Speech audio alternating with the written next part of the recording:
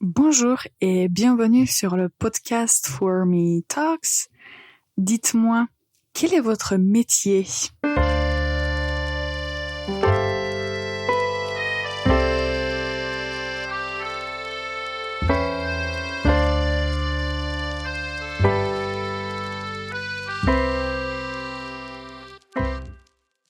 Bonjour et bienvenue pour ce nouvel épisode du podcast For Me Talks.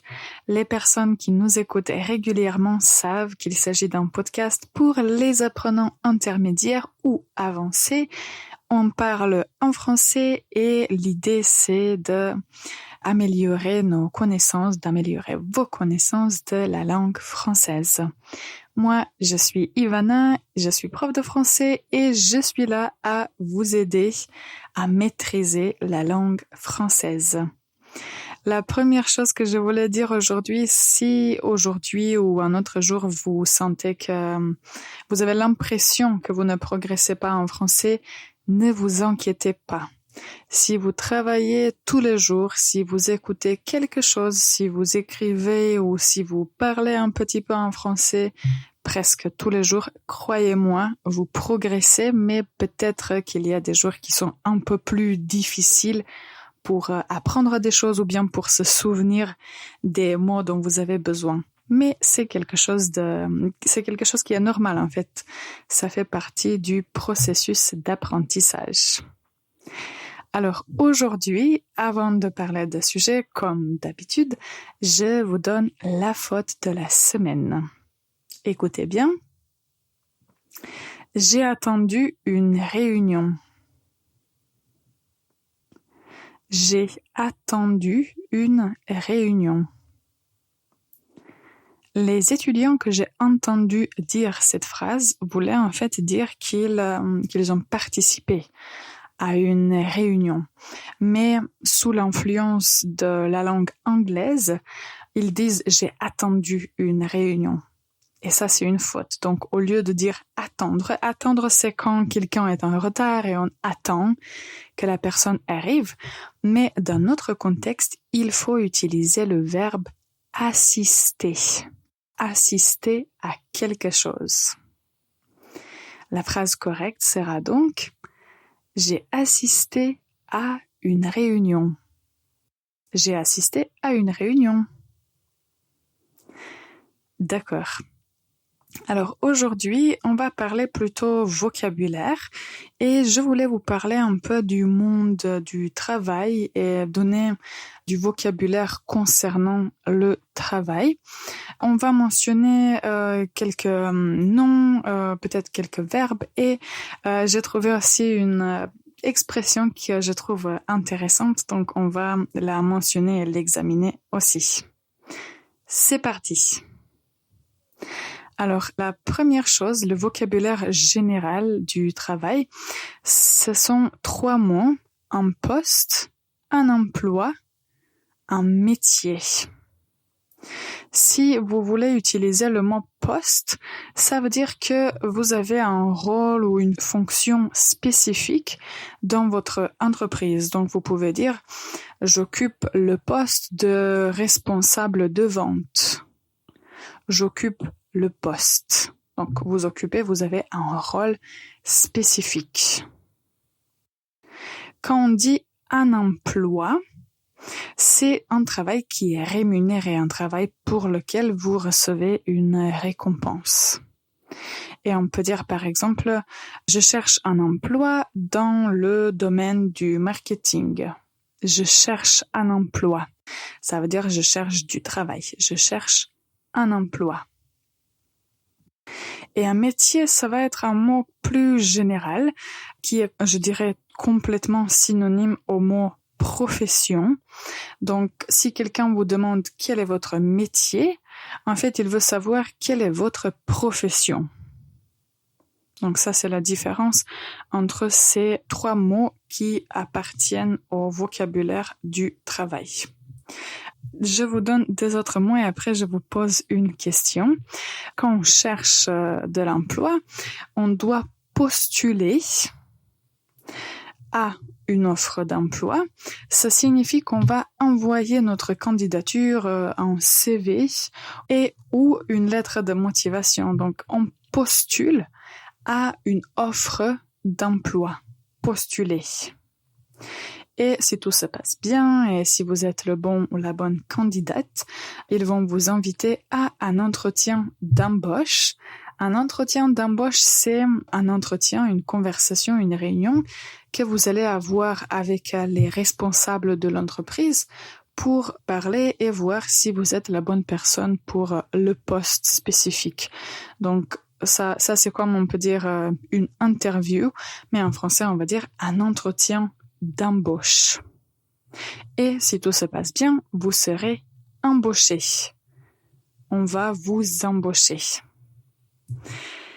Maintenant, la question pour vous, qu'est-ce que c'est le travail à distance?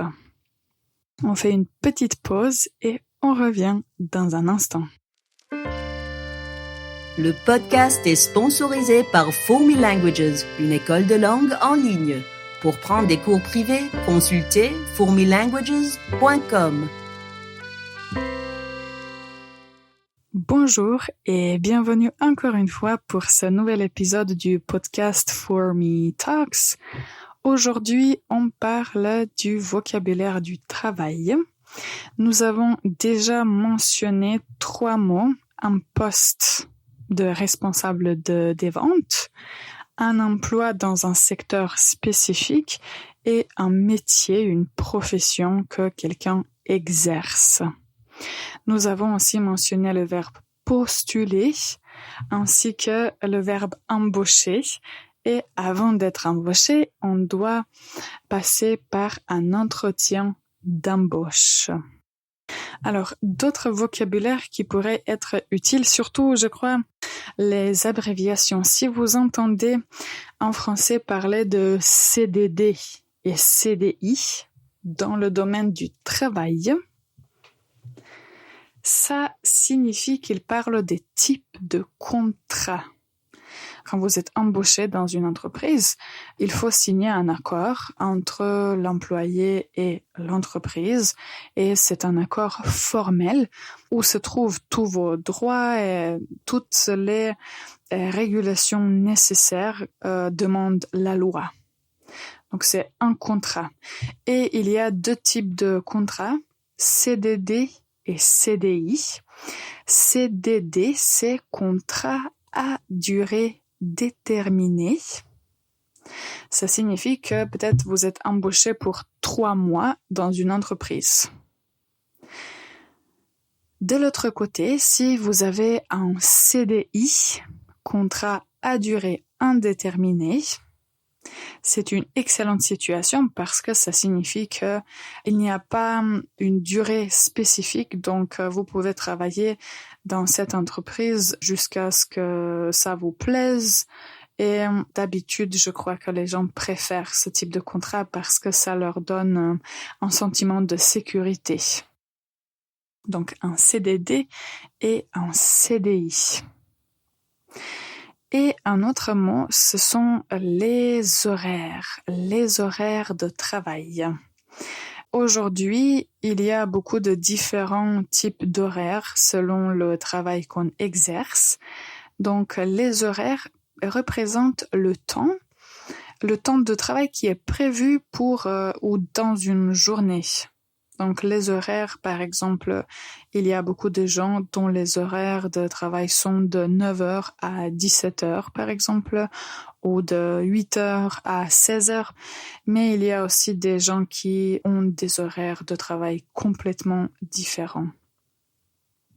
Donc ça, c'était les horaires. Pour finir, je vais juste vous donner le mot congé. Si vous voulez vous reposer ou si vous êtes malade ou si vous voulez partir en vacances, il faut prendre les congés. Les congés. Donc, à mémoriser dans le domaine du travail, le contrat, CDD ou CDI, les horaires de travail et un congé. Je vous ai posé la question, qu'est-ce que ça signifie le travail à distance? C'est, je crois, un terme qui est devenu populaire depuis quelques années et ce type de travail devient de plus en plus intéressant pour les différents employés et j'imagine pour certains patrons aussi. Alors, le travail à distance ou bien on peut dire le télétravail, c'est le travail qu'on n'exerce pas dans le bureau, dans l'entreprise, mais on reste chez soi pour faire ce travail, pour travailler. Donc, on fait du télétravail ou on travaille à distance. Bien sûr, quand je dis on reste chez soi, ça signifie qu'on peut être n'importe où à condition que l'Internet marche. Donc, ça, c'est la seule condition, je crois, pour travailler à distance effectivement ou pour faire du télétravail. Ça, je crois que c'est très populaire. De mon point de vue, ça pourrait être le futur, mais peut-être pas. Alors, l'expression que je voulais vous donner, pour moi, c'est intéressant.